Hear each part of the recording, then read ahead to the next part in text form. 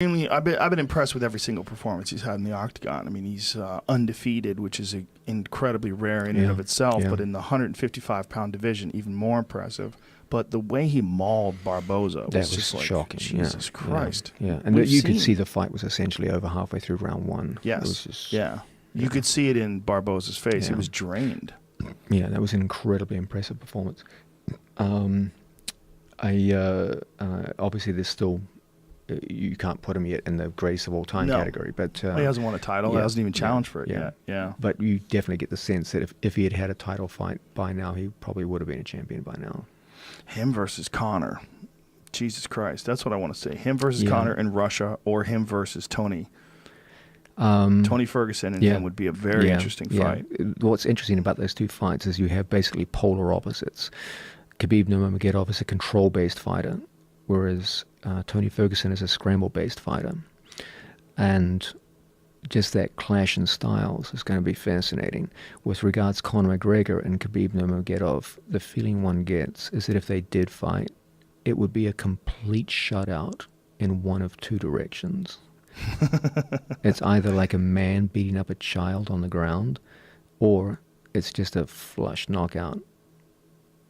A guy unable to cover distance properly and walking into a left hand and just being catastrophically KO'd. And you feel like there's potential for it to go in both directions. And that's a fight I don't think goes the distance. It's one way or the other. Yeah, I agree. I feel like what Conor presents that's interesting in terms of danger is speed and one-shot knockout power with his hands. And Khabib has been hurt coming in. By Michael Johnson. It's really the only adversity he ever suffered inside the octagon. And he dealt with it well. Yeah. That's a good sign for Khabib. It's the sliver of hope that every opponent clings to. They watch that one moment where Michael Johnson clipped him. Yeah. And you're like, look, he's human. Yeah. He can be hurt. It's like the scene in Terminator. If it bleeds, I could kill it. I believe that was Predator. Oh, yeah. What did I say, Terminator? Yeah. You just fucked up your Arnold reference. Sorry. I'm sorry.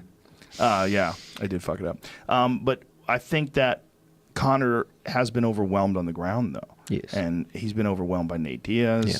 And he's been controlled on the ground by Chad Mendes. One gets the feeling that whatever amount of control they were able to impose on him would be nothing compared with what Khabib could impose. Yeah. Moreover, Khabib is it's a much more dangerous form of control. Khabib has a program of hitting people on the ground which is substantially better than either of the two athletes you just mentioned. Yes. And the big difference is when Khabib gets you on the ground, you're not getting up. No. You're getting mauled. And it's almost like a spider. Like he's injecting venom into you and slowly but surely like weakening your body. Yeah. Like you see after the first round when Barboza gets up, it's like, okay, you mean he's alive still, but this is a different person now. Yeah. And going into the second round, I mean, Barboza gave an admirable account of himself. I mean, showed himself to be a true warrior. He did try a couple of spinning back kicks, and some of them were relatively close. Barboza's kicking heavy strategy, though, is very different than Conor's. Conor's kicks are just the opposite. His kicks are just probes. He's sort of poking at you, and putting things out in front of you, and he's just trying to ding. He's just trying to drop that hard left hand on you. He's a fascinating guy to watch. Fascinating guy to watch. I always undervalued him. When he first came in the UFC, I said, it's hype. But the more I studied, the more I saw. Yeah, he's very, very skilled. Well, he mind fucks people. He mind fucks people in a way that, but I don't think he's mind fucking Khabib. I don't think that works on Khabib. I don't think that's going to happen. I just think that we're dealing with a totally different kind of human being. Those people from Dagestan are just so hard. It's just a hard part of the world. They're made of hardier stuff. You know what I mean? It's just like they have to deal with way more. Not that people in Ireland are soft. They're fucking hard people too.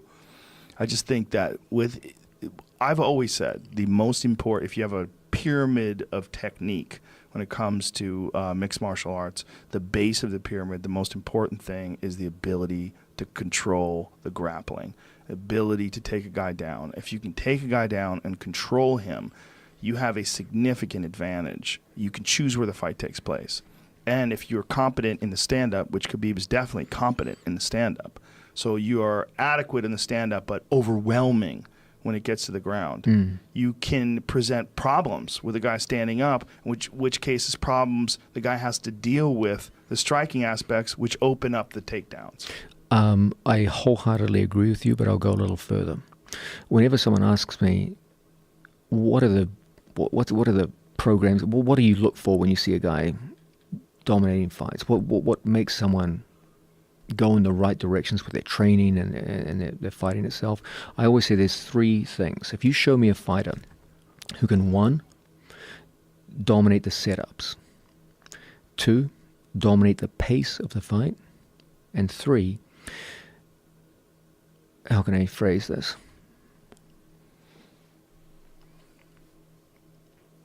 Dominate the simple direction of the fight. 3 things. Dominate the setups, dominate the pace, dominate the direction.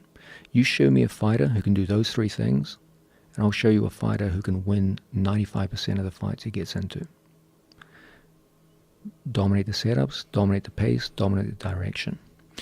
Think about someone like Khabib, or anyone who comes from a strong wrestling or judo, jiu-jitsu with takedowns based fighters. They're always going to be able to dominate the direction.